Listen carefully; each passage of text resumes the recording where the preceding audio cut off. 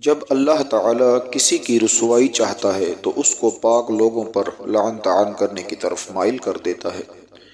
اللہ تعالیٰ جب کسی فرد کی عیب پوشی کرنا چاہتا ہے تو اسے معیوب لوگوں کے عیب پر بھی بات نہ کرنے کی توفیق بخش دیتا ہے۔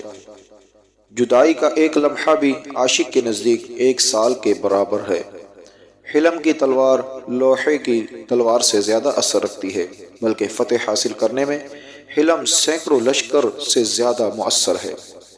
اگر آدمیت صرف انسانی صورت کا نام ہوتا تو حضور اکرم صلی اللہ علیہ وسلم اور ابو جہل یکساں ہوتے، حالانکہ ایسا نہیں ہے۔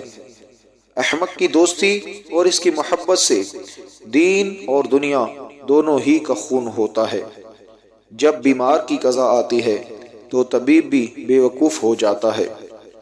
جو عشق صرف رنگ و روپ کی خاطر ہوتا ہے وہ دراصل عشق نہیں بلکہ فسق ہے، اور اس کا انجام شرمندگی اور رسوائی کے سوا کچھ نہیں۔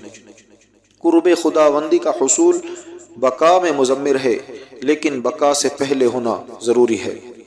کتنے ہی متقی ہو جاؤ مگر نفس سے کبھی بے فکر نہ ہونا۔ کتا چاہے کتنا ہی تربیت یافتہ ہو جائے مگر اس کی گردن سے زنجیر الگ نہ کرو۔ کوئی ناقص الذہن کسی کام کے مقام کو نہیں سمجھ سکتا۔ ہر شر اور عیب بھی اپنی پیدائش کے لحاظ سے حکمت کا حامل ہے۔ رات کو سو جانے کے بعد قیدی قید خانے کی تکلیف سے اور بادشاہ اپنی سلطنت اور دولت کے احساس سے بے خبر ہو جاتے ہیں۔ اللہ والوں کی باتیں سکون قلب عطا کرتی ہیں اور اہل ظاہر کی باتیں دل میں انتشار اور بے اطمینانی پیدا کرتی ہیں۔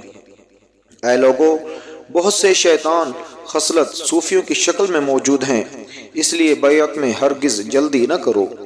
جہاں بھی پانی دیکھو وہاں سبزہ ہوگا، اسی طرح جہاں آنسو ہوتے ہیں وہیں رحمت ہوتی ہے۔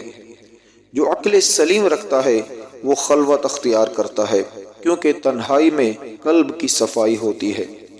جو شخص کسی گناہ کا طریقہ رائج کرتا ہے تو اس کی طرف ہمہ وقت لعنت آتی رہتی ہے۔